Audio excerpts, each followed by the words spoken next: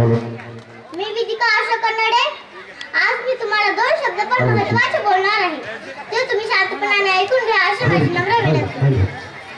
जगाला शांतीचा संदेश देणारे महाकारुण्य तथागत भगवान गौतम बुद्ध तलवारीचा टपावल्याने स्वराज्य खेचून आणल्याचे छत्रपती शिवाजी महाराज आरक्षणाचे जनक छत्रपती शाहू महाराज श्री शिक्षणाचे जनक महात्मा ज्योतिराव फुले भारताच्या पहिल्या महिला शिक्षिका क्रांतिज्योती माता सावित्रीबाई फुले भारतीय घटनेचे शिल्पकार बोधिसत्व विश्वरत्न परमपूजनीय डॉक्टर बाबासाहेब आंबेडकर यांना मी त्रिवंत मंत्र करून माझ्या भाषणाला सुरुवात करते।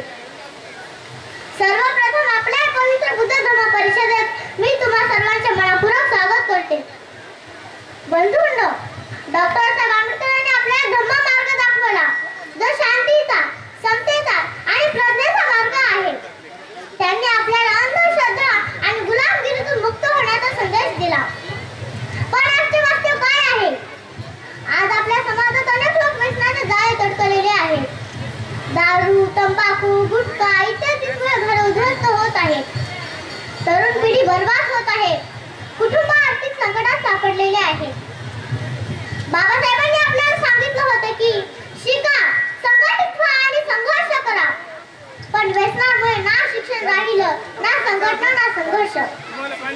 जेव्हा एखादा व्यक्ती दारू पितो तेव्हा तो फक्त स्वतःचं नुकसान करत नाही तर आपल्या संपूर्ण कुटुंबाला संकटात टाकतो। व्यसनामुळे आई वडिलांचे अश्रू वाढतात, मुलांच्या शिक्षणावर परिणाम होतो, आरोग्य बिघडतं, पैसा वाया जातो।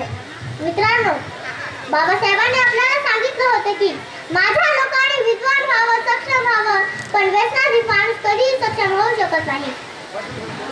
जर आपल्याला बाबासाहेबांसाठी काही करायचं असेल तर सर्वप्रथम आपण व्यसनमुक्त होणं गरजेचं आहे। आत्मविश्वास ठेवा। आपण ठरवलं तर काहीही शक्य आहे।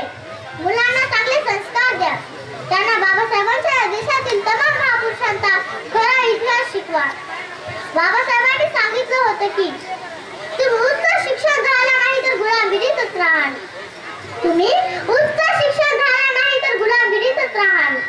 म्हणून मित्रांनो, आज आपण एका गोष्टीचा संकल्प करूया की मी आजपासून कोणतेही व्यसन करणार नाही आणि माझ्या कुटुंबाला पण व्यसनमुक्त ठेवीन।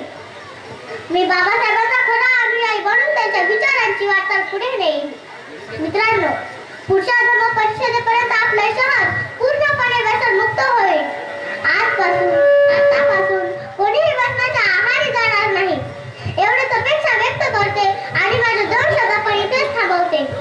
डॉक्टर बाबासाहेब आंबेडकरांचा जय भीम, जय भीम, जय भीम। धन्यवाद। किती छान बोललं बघा। असे लेकरं तयार करा। 14 मुलांना सामनेर बनवून 14 सामनेर बनवले, भिक्खू बनवले बघा। यानंतर